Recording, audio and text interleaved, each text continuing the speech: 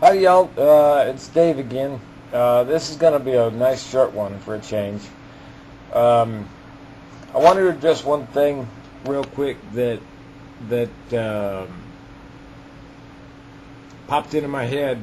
Um, there's one person, I think it was on the second video, who asked me a rather personal question and seemed to be worried about offending me as they asked it. And I want to make something real clear.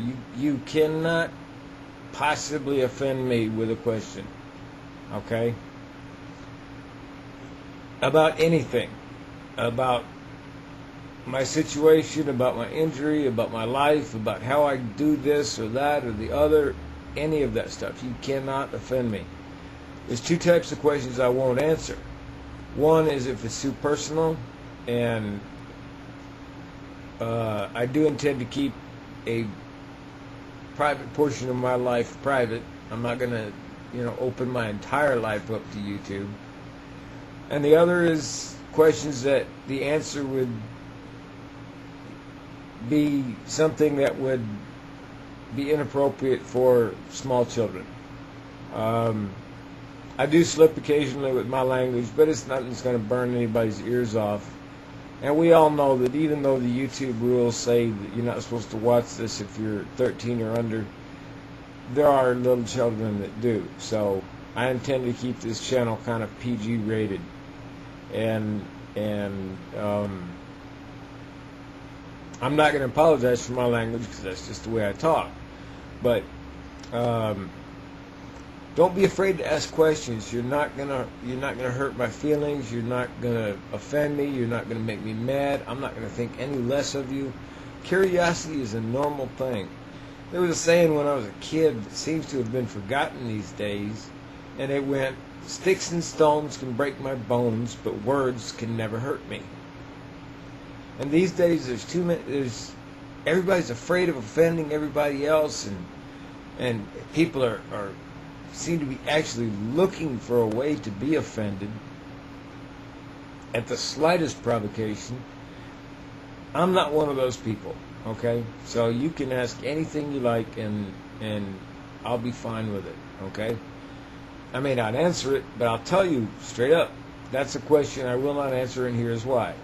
And if it is a question that I can direct you someplace else on the internet where you can find your answer, then I will try to do that. But don't be afraid to ask questions about my situation or anything, because it is a kind of a unique and unusual situation for people in America. Actually, people all over the world, but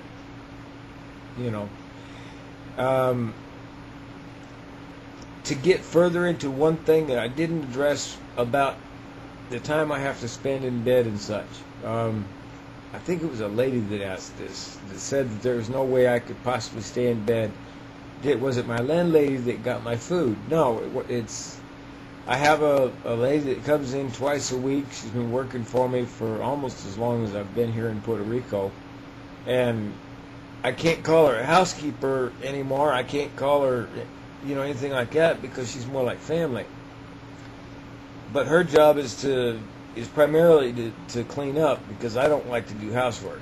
So she, does the laundry and washes the dishes and sweeps and swabs the decks and the floors and that sort of thing. And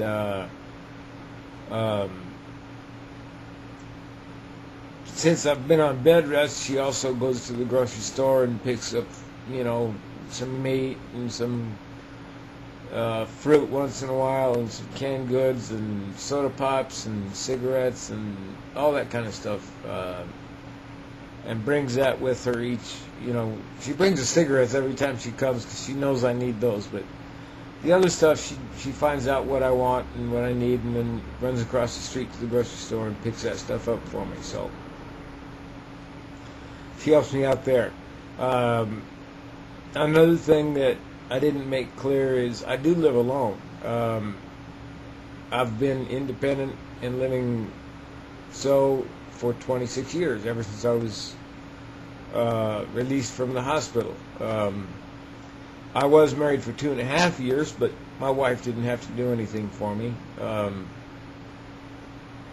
My independence is one of my most valuable assets in my life. So, but back to the subject at hand, I just wanted to touch on this.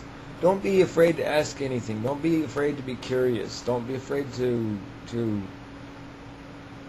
learn, because there's not many people that know much about this kind of thing, and knowledge is the only thing knowledge can do is improve the situation for those of us with spinal cord injuries or a disease, that makes our mobility limited, by increasing the awareness of the general populace.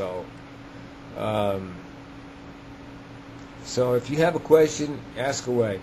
I do promise that I will get to some of my adventure stories soon.